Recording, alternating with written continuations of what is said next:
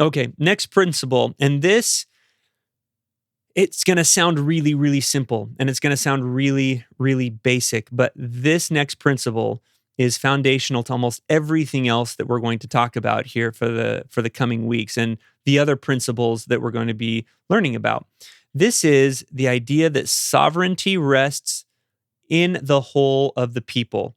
Now, we've grown up with this. If you live in America, yeah, sovereignty, the people rule, makes sense, not a big deal. This is normal. We all know this. Well, this is not something that humanity has known or has been able to articulate or defend or put into practice for most of its history.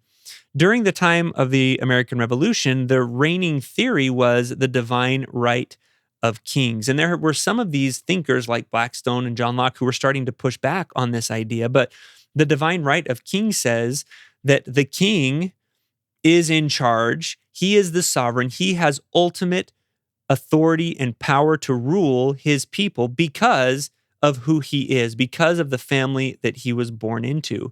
So because he's a part of that ruling royal family, God wants him to be the king. God wants him to be the ruler.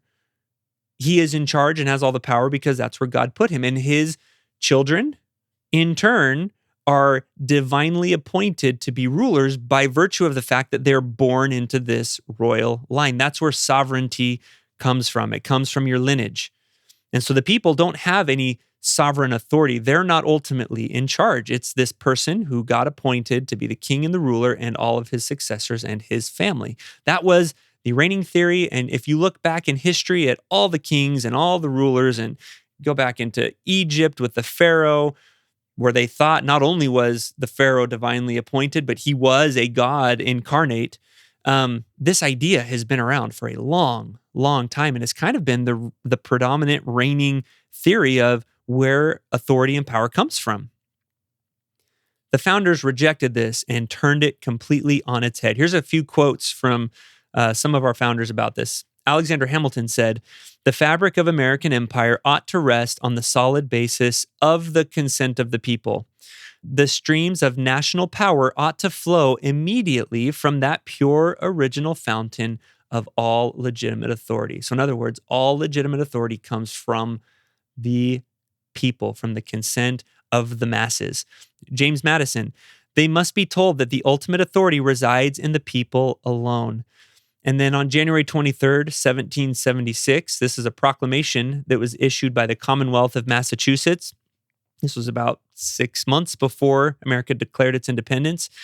This proclamation said, "It is a maxim that in every government there must exist somewhere a supreme, sovereign, absolute, uncontrollable power." I want to pause there. According to the divine right of kings, that is the king. But this proclamation goes on to say, "But this power resides always in the body of the people, and it never was or can be delegated to one man or a few." So not only does this power reside in the people, but you can't change that. This is one of those natural laws that you can't change. You can't delegate it to somebody else. You can't give that power away. People can't come together and say, "Hey, this is who we want to have this power. We're going to give it all away to you." No, it's still, you're stuck with it. You can't get rid of it. And you might be wondering, well, but we do. We delegate our authority to our representatives, and we have representatives in Congress.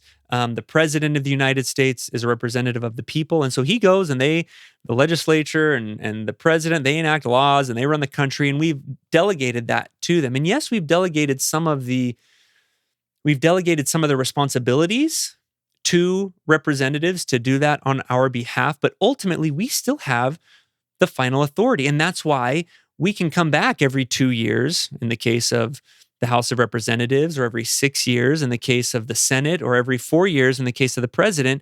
We can fire those who don't do the job that we sent them to do. We wouldn't be able to do that if we had delegated our sovereign authority, if we had somehow given that away.